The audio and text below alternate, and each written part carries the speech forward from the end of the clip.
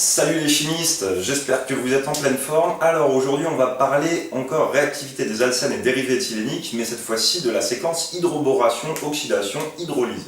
Alors pour la partie administrative, je vais aller un peu vite parce que je pense que vous connaissez. Dans le descriptif, vous avez un document de cours plus approfondi, éventuellement de quoi vous entraîner si nécessaire. Si vous souhaitez avoir les prochaines leçons de chimie organique, vous pouvez vous abonner, cliquer sur la cloche, etc. Voilà, je pense que j'ai tout dit pour ce qui était de l'administratif, donc on y va.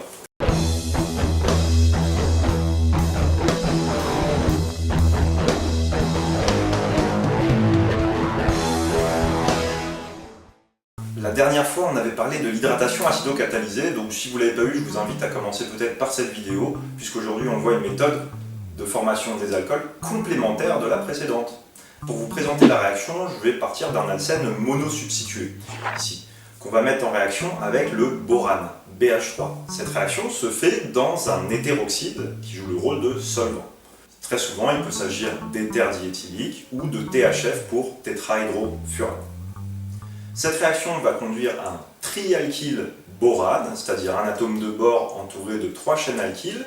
Ce trialkyle borane va ensuite être traité dans un mélange de peroxyde d'hydrogène, H2O2, et de soude, NaOH, pour former à partir d'une molécule de trialkyle borane 3 molécules d'alcool primaire.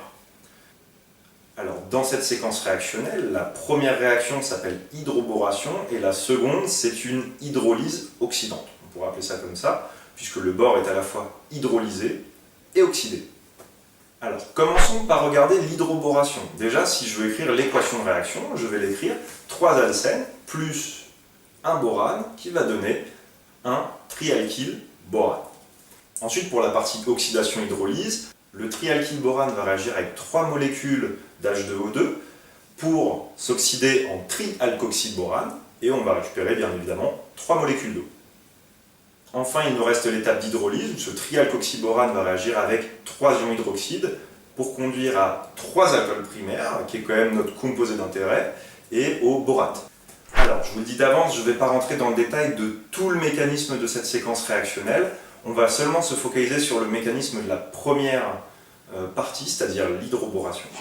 Au niveau du mécanisme, on va généralement proposer un mécanisme concerté, dans lequel l'approche des réactifs est principalement pilotée par la minimisation de l'encombrement stérique. Je ne sais pas si c'est clair ma phrase, mais en gros, on va essayer d'avoir le moins de gènes stériques possible, pas d'encombrement. Du coup, le bore va venir se greffer du côté le moins encombré de l'alcène et un atome d'hydrogène va se fixer sur le carbone le plus encombré de l'alcène.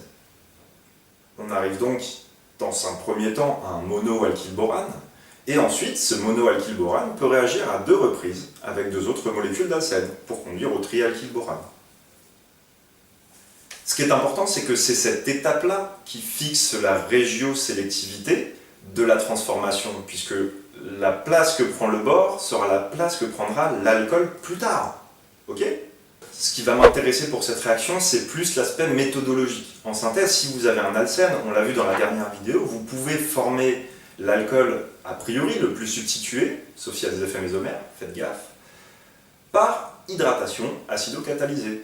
Maintenant, grâce à la méthode hydroboration-hydrolyse oxydante, eh bien, vous pouvez former également l'alcool le moins substitué. Cela veut dire que vous avez 2 méthodes de régiosélectivité complémentaires pour former des alcools à partir d'alcènes. C'est classe quand même. Moi, ça me fait kiffer en tout cas. Afin d'illustrer la stéréosélectivité de cette réaction, partons de l'alcène suivant qu'on va traiter exactement dans la même condition. C'est-à-dire on le traite par le borane dans l'hétéroxyde, puis par un mélange d'eau oxygénée et de soude. Et puis, bien qu'on forme 2 carbones asymétriques, donc on puisse former a priori 4 stéréoisomères, on va arriver au total à seulement 2 stéréoisomères. Dans chacun de ces 2 stéréoisomères, les groupements H et OH sont arrivés du même côté. On dit donc qu'ils sont en position relative syn. Bref, cette réaction est stéréosélective puisqu'elle a favorisé certains stéréoisomères. De plus, si on change la configuration du réactif, on remarque que la configuration des produits est également modifiée. Dans ce cas, on dit que la réaction est aussi stéréospécifique. Et ici, on peut même lui ajouter l'adjectif syn pour dire que les groupements arrivent du même côté. Donc la réaction d'hydroboration est une réaction qui est régiosélective, stéréosélective et stéréospécifique syn. Voilà. C'est cool, non? Moi, je suis content. Conclusion.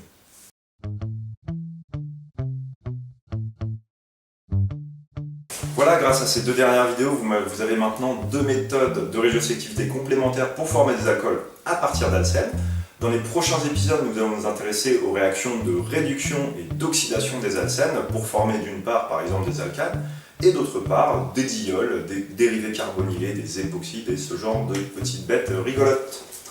Encore une fois, merci de regarder ces vidéos, j'espère que vous prenez plaisir à le faire, moi en tout cas c'est toujours l'éclat de les préparer pour vous. N'hésitez pas encore, si ça n'est pas fait, que vous souhaitez voir les prochaines leçons, vous pouvez vous abonner, cliquer sur la petite cloche, ok, et éventuellement suivre l'activité de la page Blablaro Labo sur Facebook. Si vous le souhaitez, n'hésitez pas à me dire quelle est votre formation dans les commentaires, ça m'intéresse de savoir qui vous êtes. Et si ce travail gratuit vous plaît, eh ben, n'hésitez pas à encourager, mettez des likes, faites tourner à l'attention de vos amis chimistes et ça me fera super plaisir. Allez, quant à moi, je vous dis à bientôt au tableau!